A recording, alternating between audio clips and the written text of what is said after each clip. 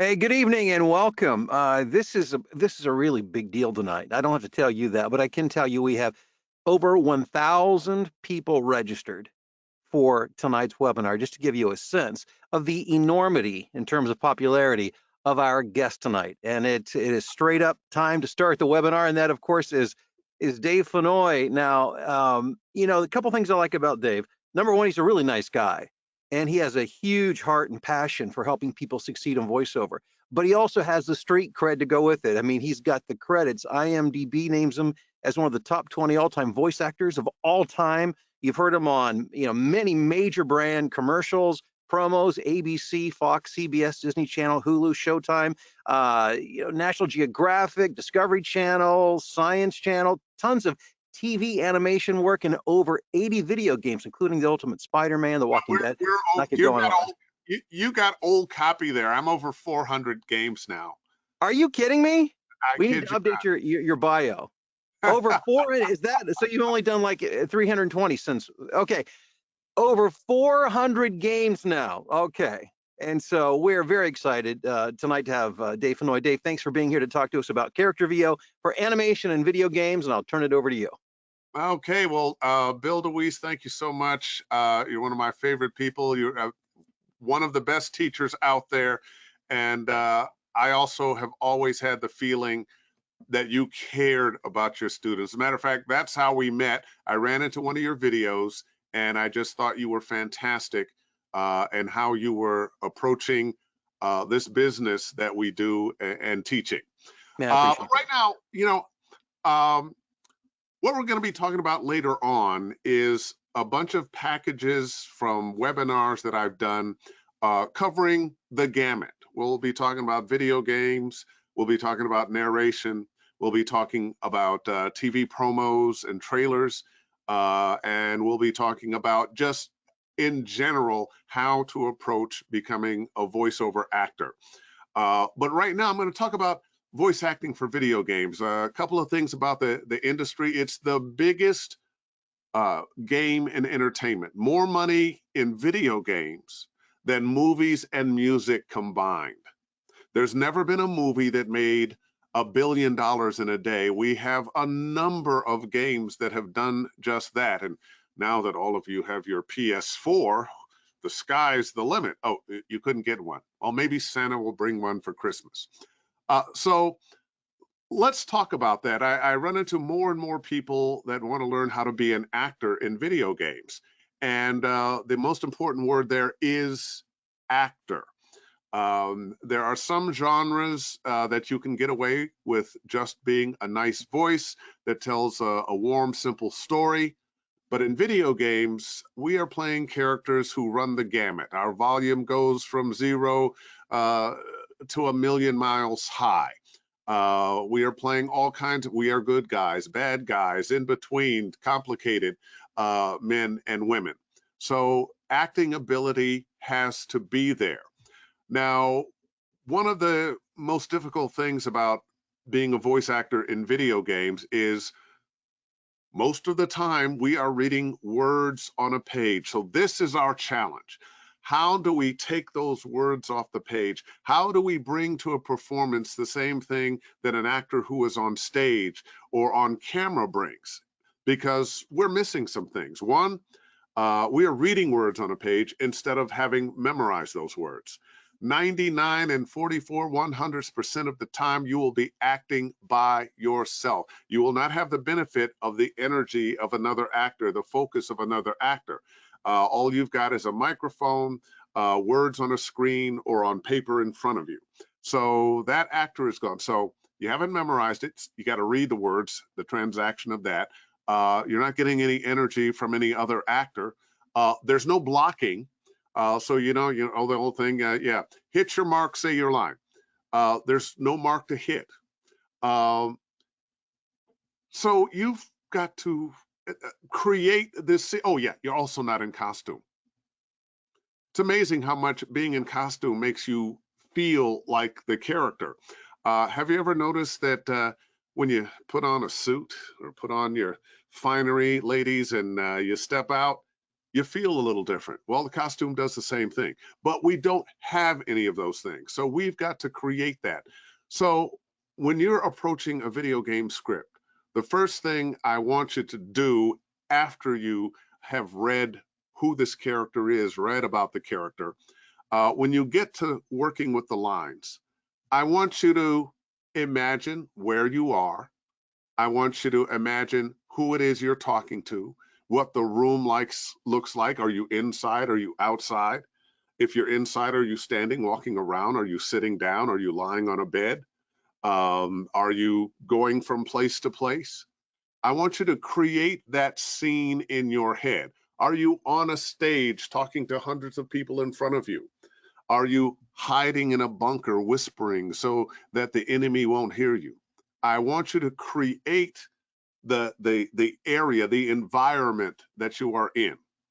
Uh, and I want you to, why are you saying the thing you're saying in the first place? What is that? What just happened? And when I say what just happened, not what happened 5 minutes ago or 10 years ago or what overall in the game. I mean, in the last few seconds, what happened that your character is saying what your character is saying or doing what your character is doing? Answer those questions, and you're on your way to creating a performance that is going to have more of the feel of on stage or on camera, that has some movement, that recognizes that although the words are important, they are not the most important thing.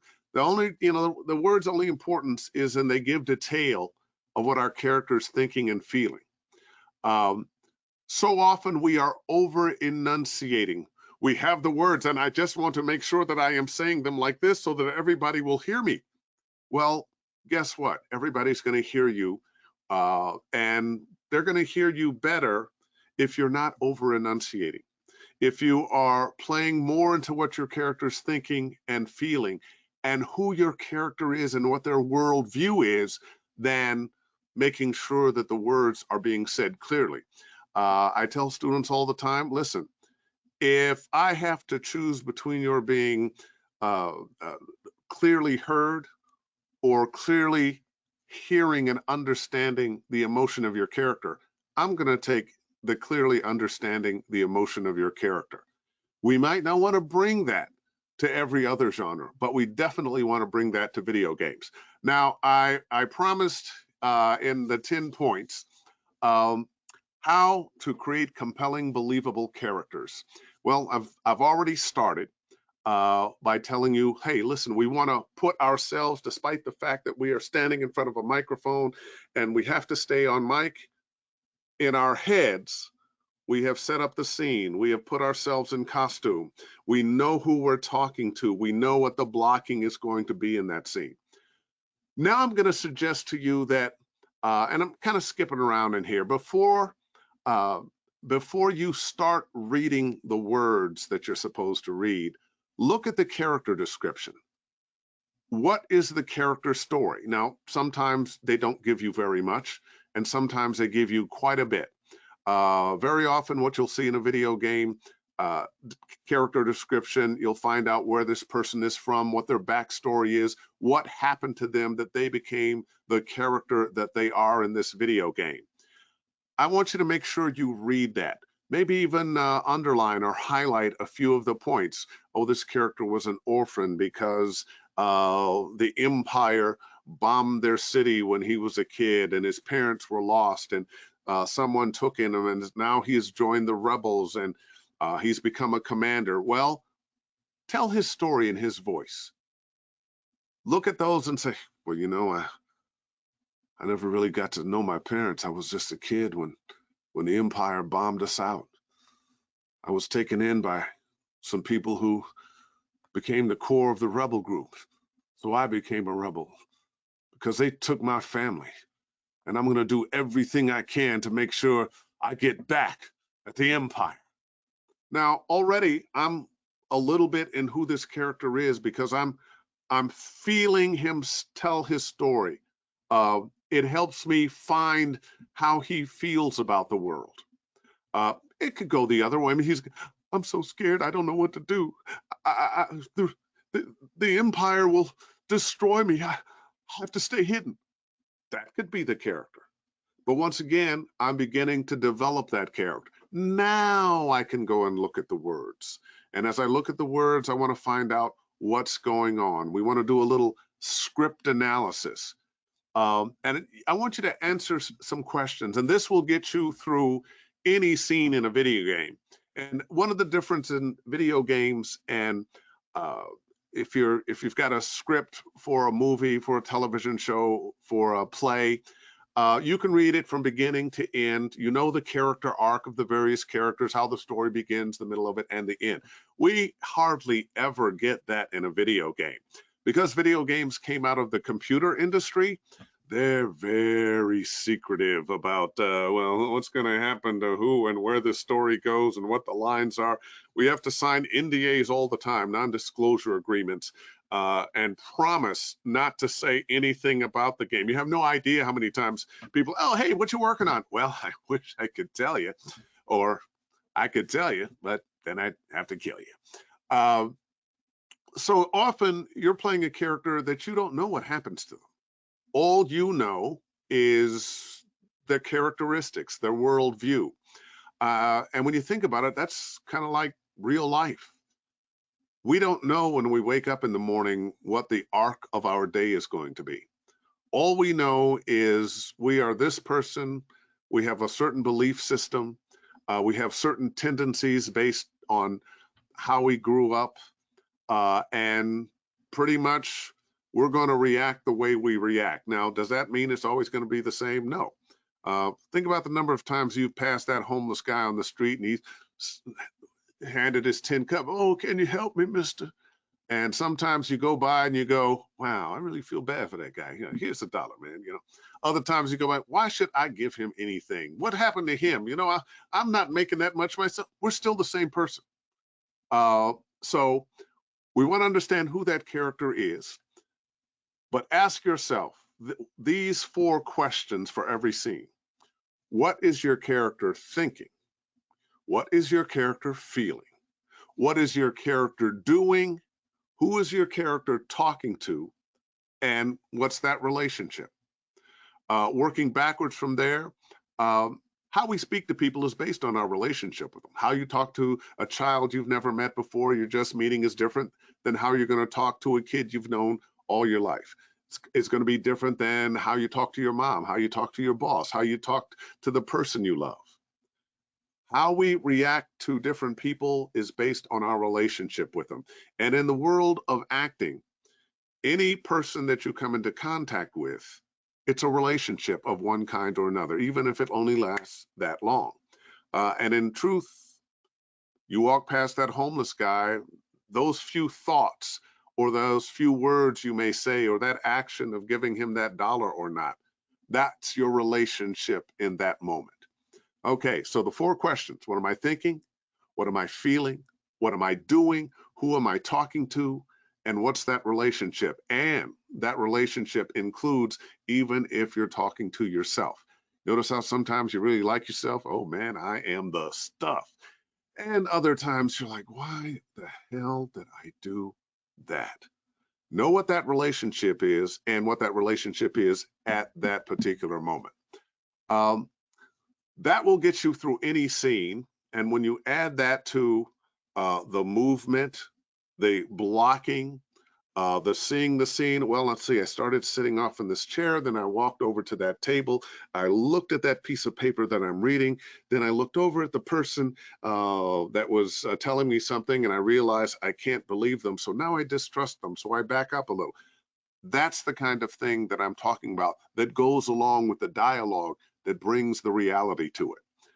Now, how to create auditions that book? Well, first you do all those things that I just said, and bring that to your performance. I have a saying, there are no auditions, there are only performances. Also, no matter what the genre, our real job as voice actors is to audition and audition well. Once I'm on the job, yes, I'm a professional, but once I'm on the job, I'm having fun. I'm there doing the thing that I love doing. Yes, I'm taking direction. Yes, it is a job, but the real job is getting the job. And I think a lot of you, especially if you've been working at all, you have that understanding. Um, what do you expect on the job? Well, nowadays it's a little different. I had my fourth job since we've been on quarantine today, where I went out to a studio. I was doing a Disney project, playing a grandpa chicken, and that's all you're going to get out of me, except maybe and so it's different now. Most of us have home studios that we're working from. If you do not, I'm going to suggest that you should get a home studio. You don't have to spend a fortune, but you do want to get something uh, that has a good sound. The most important thing, first of all, is your environment. And I know this isn't on the list, but I'm going to run over it anyway. The most important thing is your environment. You want a room that is fairly quiet. It doesn't have to be soundproof, but it needs to be fairly quiet, and it needs to be a room that doesn't have a lot of hard surfaces so that you get sound bounce, so that you get that echo.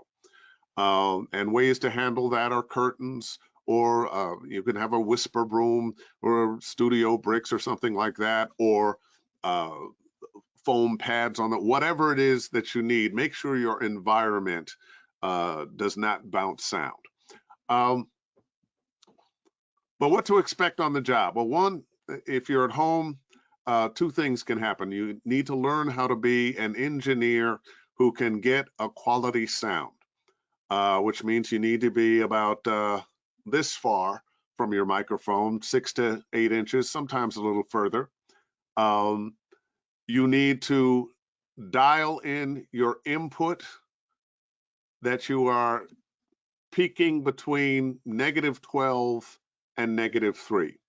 And when you're done, you want to normalize to -3. Okay, moving on from that,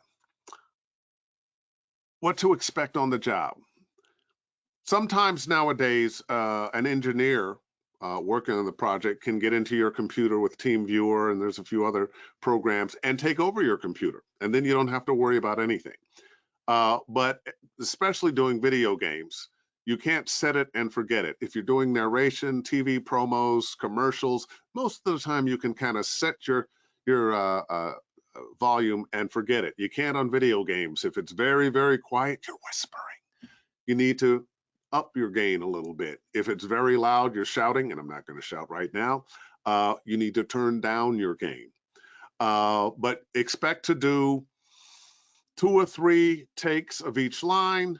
And once you've done that, they're going to have a little discussion and decide who the hero takes are. So it's funny, on my job today, it was a cartoon, not a video game, but I'm in another studio. And nowadays, I'm the only one in the studio. The engineers is another room with glass, and everybody directing is wherever they live. Directing by Zoom, and I'm used to being in the studio where see 8 or 10 people on the other side of the glass in with the engineer, and they have discussions about what you're doing and so forth. And you can imagine that, oh gosh, they hate what I'm doing. Look at them in there. Well, it's it's so much more now. So I had 2 women who were discussing and showing up on the Zoom screen. The director who was talking to me was very sweet, very nice, that person that talks to the and another woman whose demeanor seemed unpleasant. I couldn't hear what she was saying. All I could see was her face and moving, and it seemed like she was saying, God, this guy sucks. Where did we get him? I hated that read. Well, the engineer told me, no, man, she loved you, but it didn't look like that. So expect nowadays to have several people on Zoom that you are working with. You're only going to be responding to the director. The director will be the only person telling you what to do and how you want to change things. But when it's time to say hello when you get there, make sure you say hello to everybody. You don't know who the players are going to be at some point. Um, Be on time, be early, make sure your equipment is working. If you're going to a studio 10 minutes early, and nowadays, take your mask with you, be ready to, get your temperature and all that stuff, because that's the world we're living in right about now. Um, let's talk about something that a lot of people don't talk about with video games, the often neglected but necessary efforts. Now, a definition of what efforts are is the sounds people make when they're not speaking. So if you're in a video game and maybe it's a battle game or there's battle in it, fighting in it, you may be hitting. Well, the efforts are the sounds that you're going to make that are not words. So I'm hitting somebody, ah, e, ah, ooh, ah. Notice the body language. Your body informs your voice. Big secret here. You know what? If you want to sound like you're talking on the phone, this, or nowadays you got one of these in the ear. So yeah. But the more you allow your body to show up with the thought and feeling that you have, the more it's just going to come out of your mouth. We're not manufacturing what happens and who we are here. We're manufacturing it here and here to come out here. I promise you, do less with this, more with this, and you're going to have believable performances that just you'll surprise yourself. You know how you're playing right now? You'll start at it. Oh, you read. Okay, there's the words here. Yeah. Okay, I'm going to hit here. I'm going to do this. I'm going to go up here. I'm going to make a pause right there. All that planning that you do, once you start working from, well, what am I thinking and what am I feeling? What's the action? How do I feel about this person I'm talking to? Once and what when I say up here, what's your inner dialogue? Not just the one thought, but the number of thoughts that are going through. Once you start doing that, it will change your world as an actor, and not just for video games, all across the board. But back to the efforts. So if you're hitting, it's ha, ha, ha, ooh. And if you're being hit, ooh, oh, now the sounds aren't that different, but it's the feeling of pushing out or the feeling of taking in. We also do things like run. Now, when you're actually running, but we don't want to breathe quite the same way. We're going to cut our breaths in half. And or trot. Get the feeling? Does it sound like I'm running? Sometimes we have to lift stuff up. Gee, let me lift something heavier. I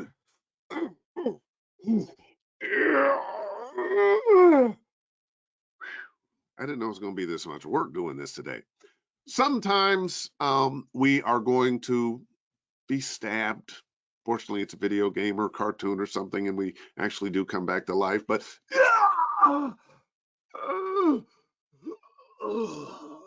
and that one killed me, so you heard a last breath. That's also an effort. Remember when you were a kid and you were playing, you'd play cops and robbers or cowboys and Indians. We can't play that one anymore. Spaceman and aliens. You gave yourself over to that. I want you to do the same thing with video games, and especially with efforts. There's lots of ways to die. You could burn to death. You could be eaten by a dinosaur. You could be shot, your head cut off. Just imagine and play, because when you die in a video game, you get to come back. Actually, sometimes your character dies and comes back too. I mentioned earlier on how to be the character before the copy by reading his history. But let's talk about number 7 on this list, how to eliminate Reedy reads. And this is going to work for you across the board. You want to be very familiar with the copy. I do what I call the 3 and 3. Read it 3 times in your head and then 3 times mouthing the words so that you just get them in your mouth. You're not actually doing a performance. You're just allowing your mouth to wrap themselves around the words that you have to say, because our job is really to take somebody else's words and make them our own.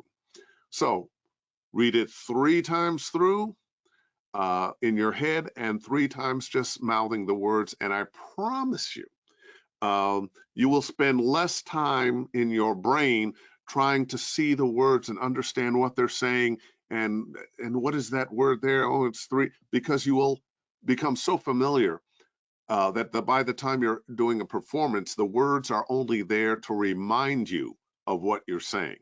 And that's you want. I don't care how well you read. Um, if you're a great sight reader, fantastic. This will make you a better voice actor all around. Um, Also, we don't want to say the individual words. We want to say the phrases. We want to glide over the words, just like we do when we are really talking. Nobody actually talks like this and makes sure that each and every word is heard this clearly and this distinctly. It sounds kind of weird. However, we tend to pick up pieces of copy and then we're trying to read them like this. It was a cold night and everyone was shivering. And no, we glide over the words. We say the phrases. It was a cold night and everyone was shivering. Do you hear the difference? I promise you it'll take a little bit of time if you've been uh, learning to do voiceover and you've been trying to make sure you're hitting all the words and enunciating clearly. It's going to take you a little time to understand that you can back away from that. That the more you are revealing what you're thinking and feeling, the more you don't have to try to make sure the words are are clearly heard. I promise you, you enunciate well enough. So, big secret on how to eliminate Reedy reads. Um, how to free yourself from the tyranny of words and punctuation. Uh, People chuckle when I tell them this, but the truth of the matter is, I call it now translating the written word into the spoken word. We have a habit now of, oh, there's a comma, I better pause. Oh, there is no comma, I better not pause. There's a sentence that goes from here to here without a comma. I've got to go from the beginning to the end without stopping. The writer writes, hopefully grammatically correctly, but that's not how we speak. We have to translate the written word into the spoken word. And generally, that means punctuation is suggested. Now, have you ever noticed that when you write hello, Bob, it's hello, comma, Bob, but you don't honor that comma, do you? You don't go, hello, Bob. Now, we do need punctuation because if we don't have commas in the right place, let's have grandma over for dinner, or let's have grandma over for dinner. One is with the comma in the right place. It's, oh, let's invite grandmother over and she'll join us to eat. And the other one is we're going to cook and eat grandma. So punctuation's important. But did you notice when I said, let's have grandma over for dinner or let's have grandma over for dinner, it sounded the same. Could have been either one, but we know what it is. So you don't have to necessarily stop at this punctuation, stop at this, pause at this comma. Uh, and inversely, sometimes, even though there's no comma, you can take the time to put a comma in. Why? Because that's how we speak. Because we don't just have complete formed thoughts in our head and then we're just saying the words. The words are coming to us as we're saying them. The things I'm saying to you now, and I have been saying to you for the past 29 minutes, are things that I know they're in there jumbled up, but I'm not reading them. If I were reading them and wanted to sound natural, I would be making a few mistakes. There'd be some pauses, some hesitancy, a little repeating of some words. a stopping, the uhs, the stopping to find the words that I'm looking for, and then out they come because now I found them. And we want to leave room for all of that. And that's what I mean by free yourself from the tyranny of words and punctuation and the feeling that you have to say these words in a perfect rhythm. Human speech has a perfect imperfection. None of your characters has a script. They're all letting these words come to them and saying them. Sometimes they're going to be at the ready for you.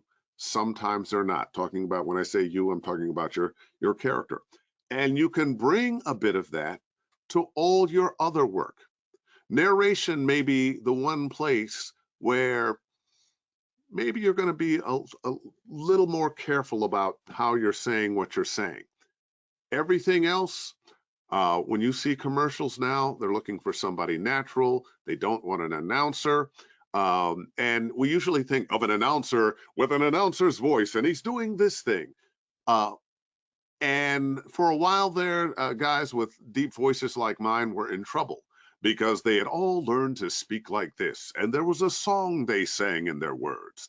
And what we've had to learn to do is pull it out of the bottom of our throats, but more importantly, relax your enunciation and just speak more normally. Forget about trying to make it beautiful. As a matter of fact, the more beautiful your voice is, the faster bad acting shows up. So relax. You don't have to make it perfect. You have to make it believable. Okay. Everybody wants to create a great demo, and this is across the board. In video games, you want to do a couple of things. You want to show them a certain amount of versatility. You want to be able to play a good guy, a bad guy, a confused guy, maybe an AI. You're probably looking to have a soldier or a crooked businessman or politician. There are a number of characters that are we see in video games all the time, might be a wizard, whatever. But nowadays also, we want to find some characters that are closer to you, that are ordinary people in extraordinary circumstances. We want to find characters that fit a variety of not only video games, but I would say movies, because what video games have become now are 70-hour movies where you get to decide what characters do. Where in a movie, the movie starts here, your character goes through their arc, lives, dies, becomes a hero, or that's not what it's like in video games. You can play a video game over and over and over and never get the same outcome. So you want a variety of characters. You want it to be, you can get away with a longer video game demo. You can get it out to about 90 seconds. But the hero of your video game demo is your voice. Be careful of doing too many accents, especially if you don't do them well, or too many crazy voices, also especially if you don't do them well. But more importantly, because what you want people to come away with is a feel that you're a good actor, and B, a feel of who you are and how they feel in your presence. Everybody you know thinks about you a certain way by the way you speak. Good question to ask the people you know. Hey, just from how I talk to you, who do you think I am? What kind of person do you think I am? How do you think the world sees me? These are great questions to ask to find out who you are and how the world perceives you. And often it's more important how the world perceives you than how you perceive yourself. So find that out, and on your demo, give them that. Have you ever noticed how all of your favorite character actors, they give you a certain feeling, whether you suddenly trust them or don't trust them, or find that they're funny, or they make you relax, whatever that is. They're bringing that feeling all the time. So much so, sometimes you feel like, well, they're playing the same character all the time. Well, no, their character has different motivations, but it gives you the same feeling. And you want to bring that to your demo, that thing that is special about you. You are the secret sauce of your voiceover career. If you're trying to be somebody else, you're going to be on the losing end because somebody else is already there and they really are that somebody else. You want to be you. Okay. Um, I think through all of this, just last thing, how to play the character, not just the words. I hope you've gotten that from everything else I've said. Is although the words are important because they give detail of what you're thinking and feeling, they are only so important because everything else is who this character is. How how do they make you feel? What's your reaction to them? Not your reaction to the words. You think you're reacting to the words, but you're reacting to this character and these words coming through that particular worldview, that particular thought and feeling. And with that, Do some reads? yeah, let's do some reads. Okay, I see. If anyone wants to read, just put yes in the chat. And first one I see there is Jennifer. Jennifer, where are you calling from? Oh, hey. I'm calling from St. Pete, Florida. Okay. Okay, can you see that on my screen or do I need to share it? I can see it. Yep. Okay, and I'll make it a little bigger. I'll get rid of my face a little bit there. And I'm going to tell you a little bit about this character. Some of the things I'm not as concerned about. Female scientist, 25 years old, American accent. I want you to play her as your age. She's on a spaceship. She's a scientist.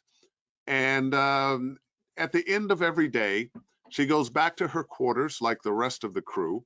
And she does a video diary. So she's talking to herself about her day.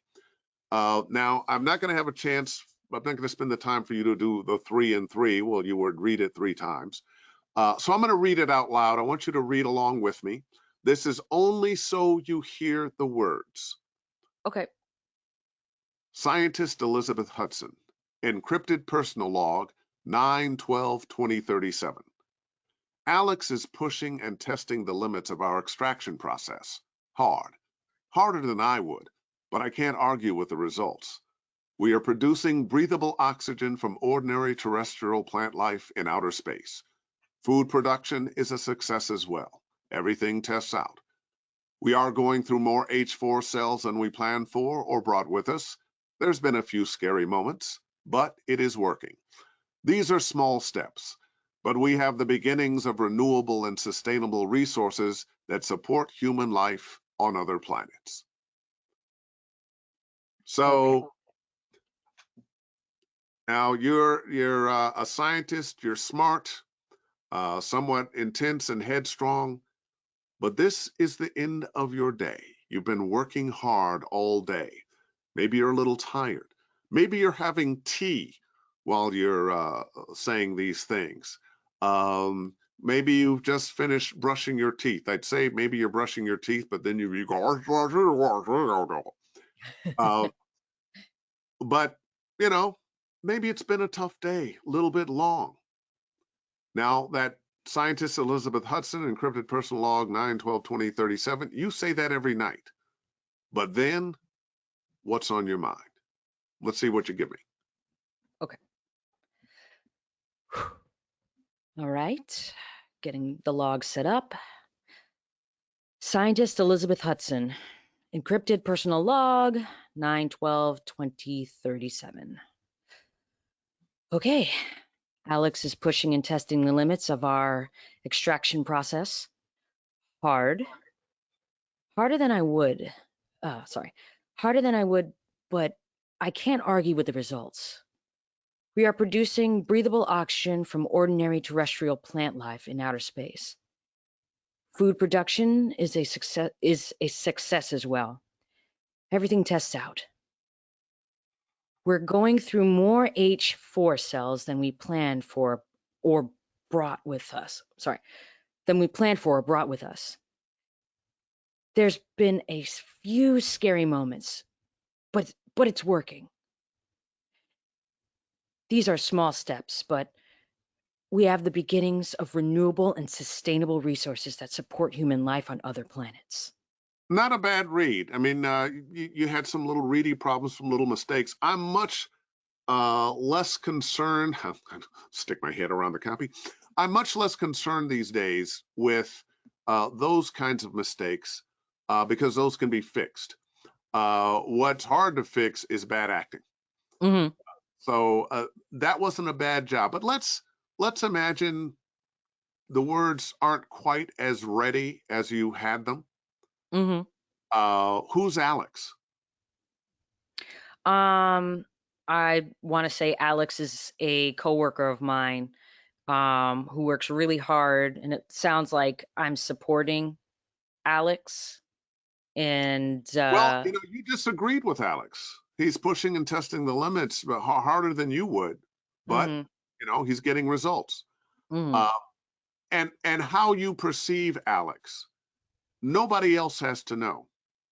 Alex is a gender neutral name as well. Alex ah, could be a man, a woman. Alex could be in charge of you, or Alex could be your subordinate, or Alex could be your love interest, or wannabe love interest. mhm, I'm not saying any of those things is it, but the more you are sure about how you feel about Alex, what your relationship is, mhm. the more truth you bring to these words. Okay, want Okay, me to let's give it go a go? one more. Yeah, one more time. I want you to find the words. Remember, she doesn't have a script. This is Okay, just coming off the top of her head. okay. I'll pretend I'm in the ship again. Let's get my cup of water. No, you are definitely in the ship, but you're in your quarters in the ship after a long, hard day of work. Okay. All right. Scientist Elizabeth Hudson, encrypted personal log 9/12/2037. Oh boy. Alex is pushing and testing the limits of our extraction process. Hard. Harder than I would. Harder than I would. But I can't argue with the results. I'm gonna stop you for a minute. Okay. Why did you switch when you said harder than I would? Um, You didn't like how you said it. yeah, the first time. Okay. And I understand that, and I don't think we'll all ever get over planning how we're going to say it, and then, oh, gee, I didn't say it quite the way I wanted it. But I Hmm. want you to just be her. Okay. I don't want you to worry. I don't want you to stop when, oh, I meant to say it like this. I want you to just be honest with how you, as Elizabeth Hudson, feel about what you're saying and the person you're talking about. Okay. Can I give you one? Yeah, I'm thinking too much about the text, and sometimes, Yeah. like when Well, yeah, which and he didn't have a chance for the 3 and 3, so I'm going to discount that. But it's all good. scientist Elizabeth Hudson, encrypted personal log 9/12/2037. Alex is pushing and testing the limits of our extraction process. Hard, harder than I would, but I can't argue with the results. We are producing breathable oxygen from ordinary terrestrial plant life in outer space. Food production is a success as well. Everything tests out. We are going through more H4 cells than we planned for or brought with us. There's been a few scary moments, but it is working. These are small steps, but we have the beginnings of renewable and sustainable resources that support human life on other planets.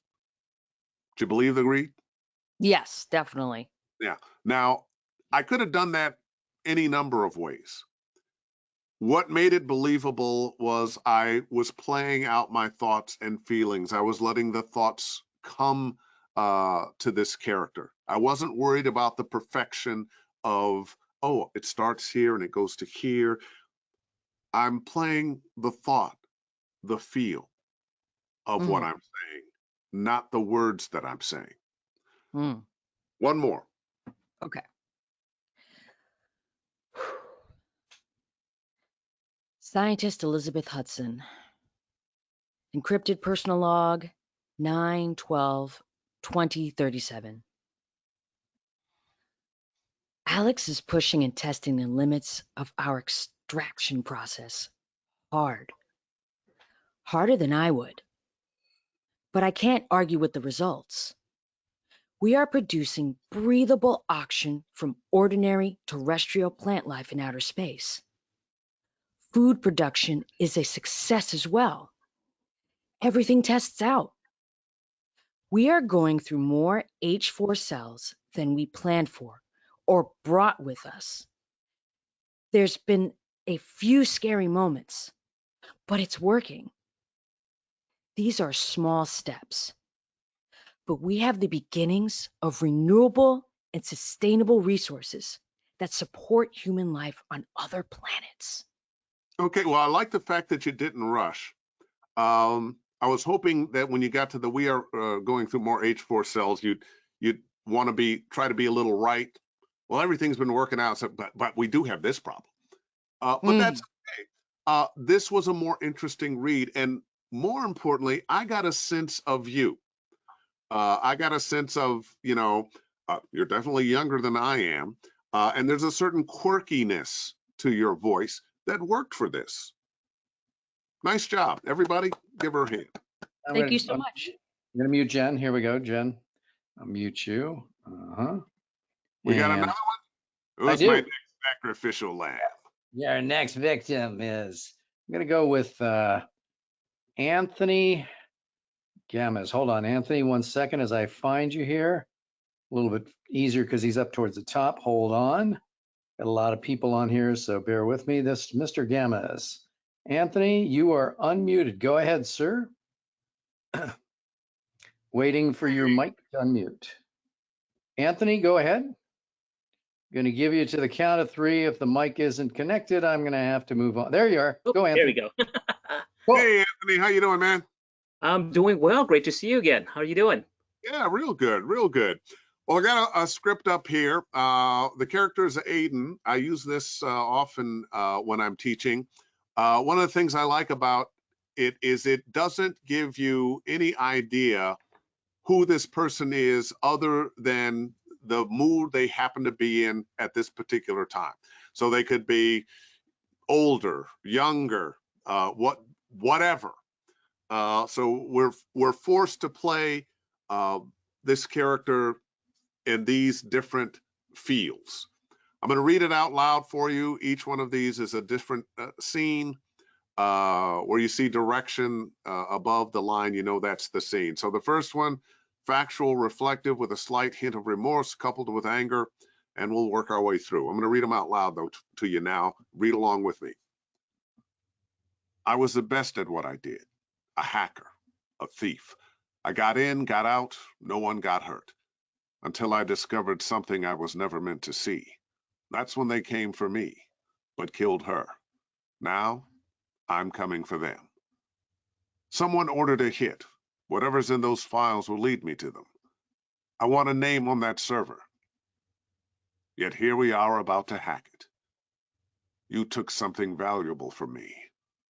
Where are they? Some things you can't walk away from. Okay, so this first scene, factual, reflective, slight hint of remorse, all those things don't have to happen at the same time, but they're all going to be there. And I think he's going to find a little self-discovery when he's talking here in this first scene from I was to coming for them. Let me see what you do with it. I was the best at what I did. A hacker, a thief. I got in, got out, no one got hurt. Until I discovered something I was never meant to see. That's when they came for me, but killed her. Now, I'm coming for them. Okay. Someone ordered a hit. I'm going to stop you for a minute. Let's just get a read on that first paragraph right quick. Okay. There was a lot about that I liked. I'm going to give you a couple of clues. As a director, I would say, when you say a hacker, a thief, he was proud of being a hacker. He has discovered that the truth of the matter is that he was a thief.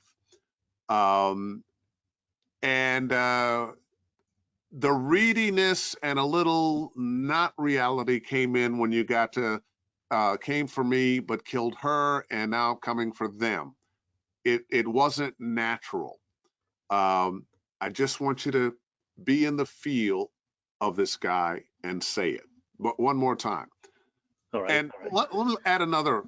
You don't really want to have to say this. Have you ever had to confess something to somebody that you knew was going to hurt them, or they were going to judge you, and you didn't want to, but you needed to? And yes, I did. Okay, let's bring some of that to this. I was the best at what I did. A hacker, a thief. I got in, got out, no one got hurt.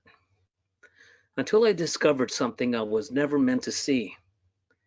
That's when they came in for me, but killed her. Now, I'm coming for them. I'm going to stop you again. They Okay. came for me, but they came for me, but killed her. But killed who? Is this person important to you? She was a target. She was a I was target. sent after.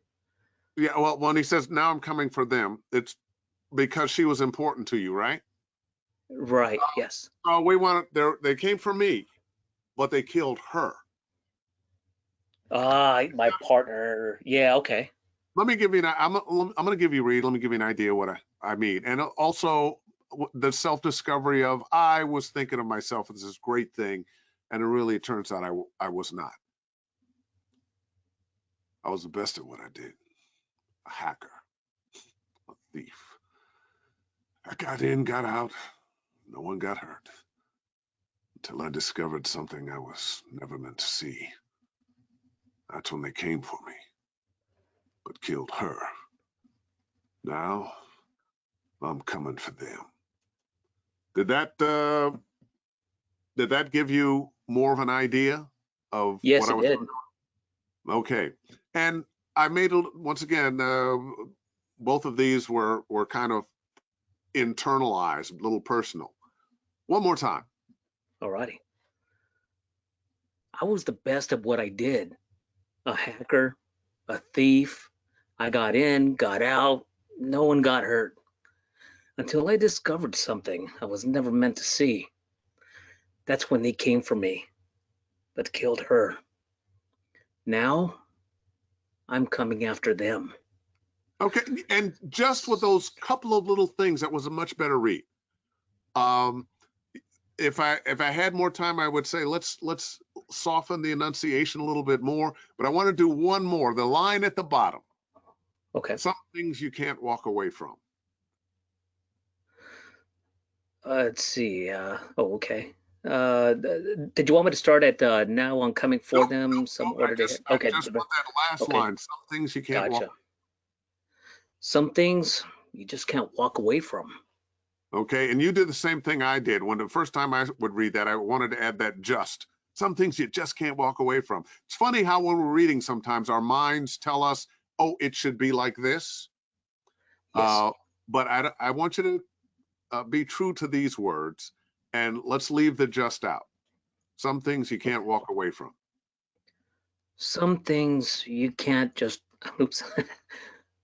Some things you can't walk away from. Okay, who were you saying that to?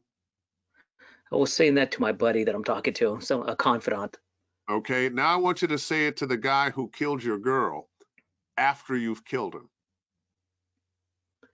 Some things you can't walk away from. Okay, and now I want you to make it really breathy. It was a struggle. You finally killed him, and you're still breathing hard. He's laying there, and you're looking at him, and you're telling him, you finally got him, and you're saying it through these words. Some things you can't walk away from. A little better. often when I get to this, I'm, well, who are you saying? Are you saying it to yourself? You're saying it to your friend? You're saying it to the person who killed her? And how it comes out is a little different based on that, based on your Yeah. circumstances. You You know, could be, if I was really angry, I would say it like right next to their ear. Some things you just can't walk away from, except with the word just. some things you can't walk away from. Yeah, I Ooh, got, yeah, I dramatic. got. Cool, Good job. cool. Nice, thank you. Thank you, sir. Okay. So One how are we doing on more? time here? One more. Yeah, let's do one more. Let me pick a lady here. Okay. Let's go with just because I love the name Valderrama. Hold that's on. Rebecca, 1 second. I'll find you here.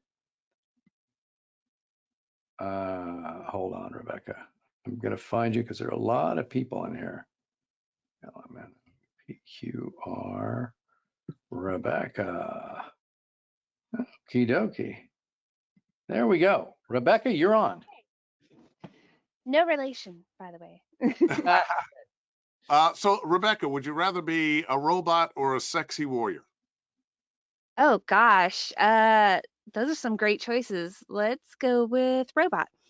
Okay, so you are Eve 36.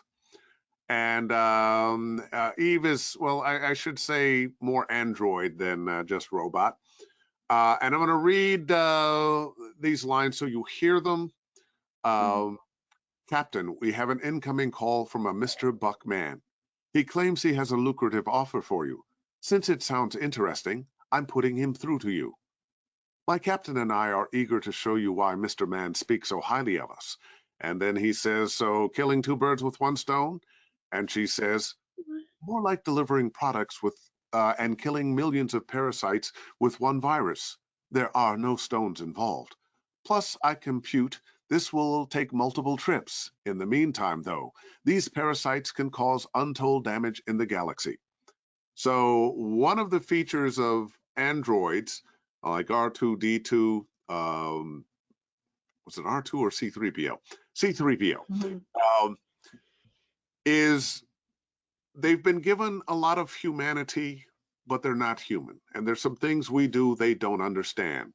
So when Bucks uses a colloquialism, hey, it's like killing two birds with one stone, she says what it really is, and then, you know, and a little slightly confused, there are no stones involved. And a little bit of a Reedy read can work with these. Often our androids actually sound very much like we sound without much of a Reedy read. But if you want to make this a little stilted, that'll work. Yeah. Right. Captain, we have an incoming call from a Mr. Buckman. He claims he has a lucrative offer for you. Since it sounds interesting, I am putting him through to you. My captain and I are eager to show you why Mr. Man speaks so highly of us. More like delivering products and killing millions of parasites with one virus.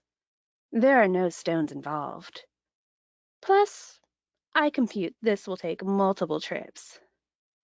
In the meantime, though, these parasites can cause untold damage on the galaxy.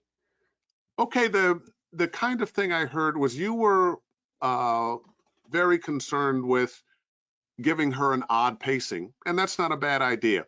I actually would say let's keep the pacing a little more consistent, and flatten out her. Want her to enunciate a little extra, but keep her moving along. And when she gets to the no stones involved, she's a little confused. She has a certain amount of pride in the person she works for. Clearly, with my captain and I are eager to show you why Mr. Man speaks so highly of us. So, Captain, we have an incoming call from a Mr. Buckman. He claims he has a lucrative offer for you. Since it sounds interesting, I am putting him through to you. My captain and I are very eager to show you why Mr. Man speaks so highly of us. I'm still giving that stilted, but I'm moving it along a little more. Bring me a little bit more of that. Okay. Captain, we have an incoming call from a Mr. Buckman. He claims he has a lucrative offer for you. Since it sounds interesting, I am putting him through to you. My captain and I are eager to show you why Mr. Man speaks so highly of us. More like delivering products and killing millions of parasites with one virus. There are no stones involved. Plus, I compute this will take multiple trips. In the meantime, though, these parasites can cause untold damage on the galaxy. Okay, that was a better read. I think everybody would agree. Let's just pick up one thing, either whatever paragraph you want. Which one? I'm gonna give you some direction on it, but pick one. The middle one, my captain and I. Okay, I want you to demonstrate the pride you have in your captain. When we think about some of the AIs, the androids, they have genuine affection, interest in the humans that they serve more often than not. They feel some kind of friend-like connection. She has pride in him. So let's show that in her stilted android way. Okay. My captain and I are eager to show you why Mr. Man speaks so highly of us. Okay, give me more pride. You're almost presentation. My captain and I are eager to show you why Mr. Man speaks so highly of us. My captain and I are eager to show you why Mr. Man speaks so highly of us. Okay, and once again, you have a really interesting voice. Your voice works for this and will work for any number of things. And don't let anybody tell you to alter it to play the characters that you're going to play. Sometimes you might want an accent because the character has an accent, or you're playing somebody a little older or a little younger. But you have a really nice voice print. Thank you. Thanks, Well, Rebecca. Thank you. Well done. You got it. Okay, so let me mute Rebecca here. Okay, so now a little bit about some of the things that Dave has in his bag of tricks. So I can bring that up if you don't have it, or if you have it, I'll do it. Oh, bring it up for me. Or wait, maybe I have it in here. I've got it right here. I can do it. Good. Okay, let me do that. So let me share my screen and make sure that that's going to work here. Make me the presenter. Ta-da! Have we got it there? How's All I that? see is me. All you see is you. Well, maybe I Yes, don't. I just see me. Okay, well, let's try something else there. Oh, how about now? There we go. You got it. Okay, so one of the things that Dave, I actually helped him put all of these together, is there was a series of 5 different courses that we put together, most of them in the form of 4 separate classes, if I recall correctly. Is that right, Dave? We would do 4 weeks and 3 hours each Monday when we were doing these. Yep. And it was video games, narration, Yep. audition like a pro, TV promos, self-directing. Got it. And so what we did is, I mean, there's literally over 40, 50 hours of total training here in these 5 different classes. And if you go to voiceoverphd.com, Jen, my assistant, also named Jen, by the way, has put in a link in there for that particular package of programs. It's normally $497 for the whole package, which is, again, 5 major courses from Dave. And Dave, why would you think, why is it worth it to invest in coursework like this? I mean, at this price, it's almost a no-brainer. But why is it worth it for people to invest if they're voice actors? Well, because one of the things you want to do is be able to do as many things as you can. If they talk about finances, you want a portfolio that has varied investments. And it's funny in voiceover. You may think you are going to be a trailer guy or you're going to do commercials, and then the industry wants you to do something else. Sometimes you're doing one genre and you're working in it, and then, excuse me, the work in that genre dries up and you have to be doing something else. And I can tell you personally that there was a time in my life that I was a promo guy. People knew me as a TV promo voice. I still do promo work, but currently I don't have a contract with anybody. You may have been hearing me recently on HBO Max, doing HBO Max spots, and you'll hear me from time to time on the different networks. But I'm not under contract to anybody now. So when one thing isn't doing as well, maybe something else takes its place, and you continue to make a decent living. So one of the things you want to be able to do is a variety of voiceover genres. Yep, and this is, in fact, we call it the voiceover PhD because there are, all different genres, including the directing yourself. So if you want to take advantage of this offer, it's good for the next 24 hours. If you use PhD 100, capitalize PH and the, no space between the 100, put that into the apply the code. It's $397 after the discount, normally $497, a tremendous bargain. And now let's open it up for some more questions. Brett, can I just say one thing here real quick? Please. If you're looking at this and you say, wait a minute, I've already studied narration. I've studied auditioning. I've worked with maybe you or some other coach, and I don't need this. Yeah, you do need this because you need to be able to you need to hear this from multiple people, but especially somebody with the career experience and the skill set as Dave Fennoy. So don't sell yourself short by saying, I've been through this before. You haven't been through this before. So you really need to check this out. And that's all I wanted to add. So what you're saying there, Bill, is that even though you may have a class on narration, your way of looking at narration and how to do it is very different, perhaps, than Dave. Yeah, this is going to give you a broader. Again, Dave has different experience and a different skill set, and you need to hear what he has to say. So again, don't sell your opportunity or sell yourself short with this opportunity. Cool. Thank you, Bill. Yeah, I would agree. Yeah. And what I'm going to do there is I'm going to leave that on the screen as I take some questions here. So let me take a look at some of the questions from our audience members. And let me see it. Regarding demos, Adam says, when deciding on segments to choose, should I focus on showing different emotional segments rather than character segments? Both. You're going to show different kinds of characters who have different kinds of emotional reactions. It's a question that it's not an either or. You need both. Okay. The class size on these was anywhere from a low of, I think, 6 to a high of 10 within each of these courses. Let me see, take a couple of other ones here.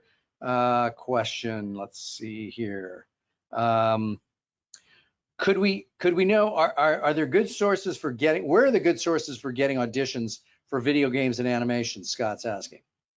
Well, if you are somebody who has an agent, that's probably where you're going to be getting most of your auditions. However, we're living in a do-it-yourself world now.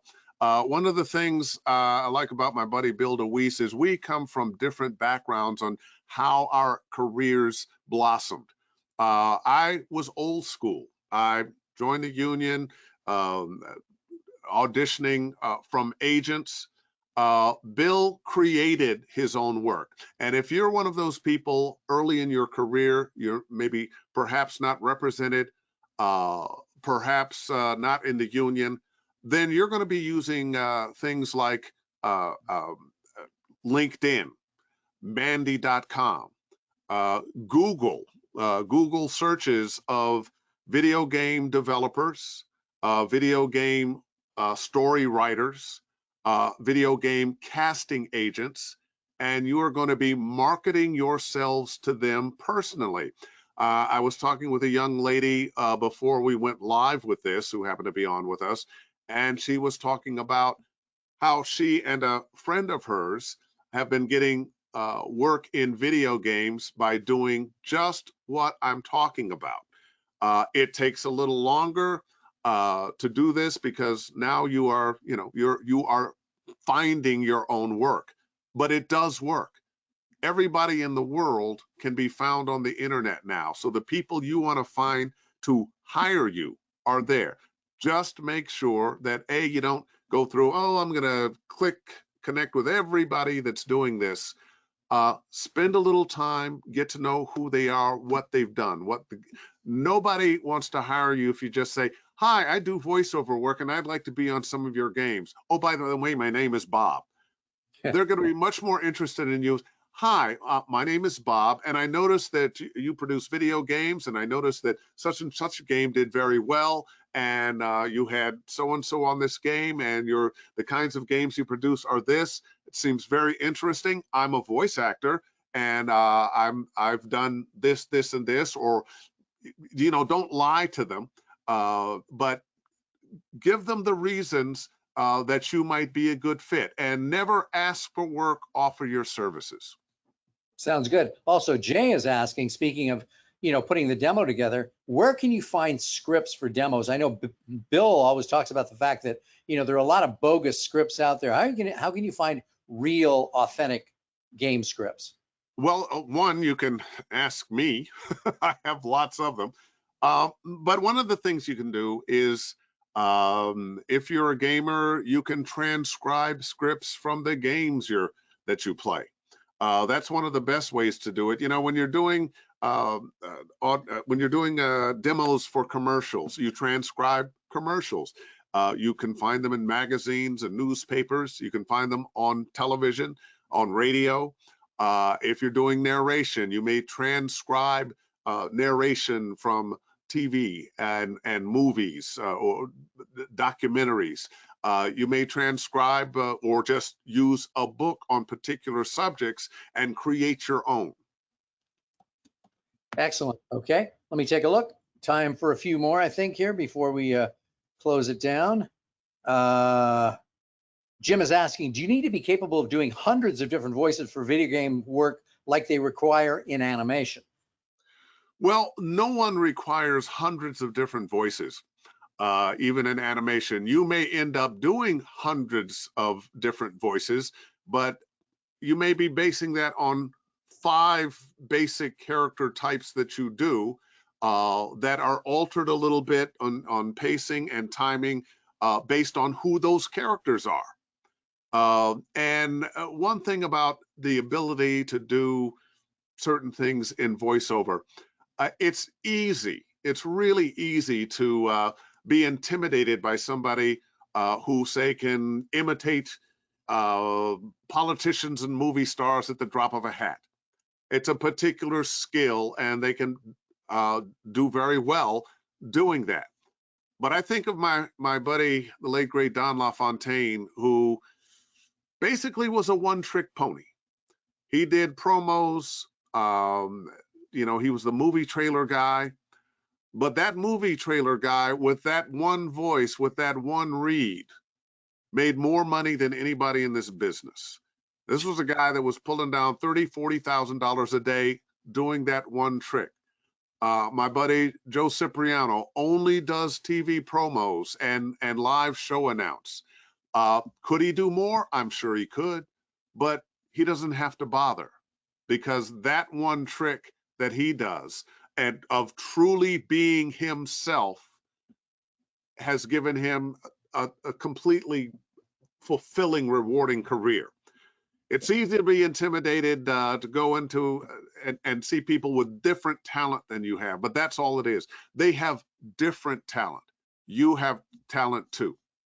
Now, you can discover, again, Dave is charging a lot of money for individual coaching. So this program with the VoiceOver PhD will give you a chance to find out where you're, where you're really truly comfortable, right, in your own niche, wouldn't it, Dave? Well, it helps you do that, but sometimes you find out that with just a bit of training in that niche, you realize, oh, this is what I need to do to have some success there.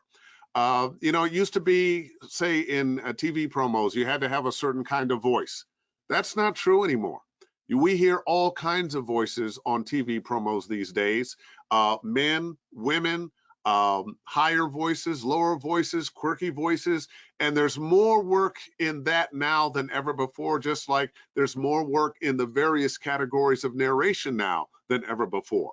So sometimes what you really want to do is learn the ins and outs of a certain niche and then bring you to it, and boom, you find you got work you didn't think you were going to have. Well, I want to thank you, Dave, but I'll let Bill do the final thanks for all of your efforts here tonight. Yeah, Dave, thanks for the impact that you've had, certainly on me and many, many others in voiceover, and for your generosity and sharing your time and your knowledge, your wealth of knowledge. My gosh, I hope people go back and watch this over and over and over again, and go to voiceoverphd.com. I'll just say that one more time as well to make sure you got to get this. Well, Bill, I appreciate it. You have been a good friend for a long time, you and Fred. Love working with you whenever we can. We've done some workshops together, and you're just #1 in my book. And thank you for sharing yourself with me in this. Well, thanks, Dave. Hopefully we'll get to do something again together soon. And I just want to thank everybody for being here. It's been a great time. I've learned a lot. Thanks again. Absolutely. Thanks, everybody. Thanks, bud. Good night.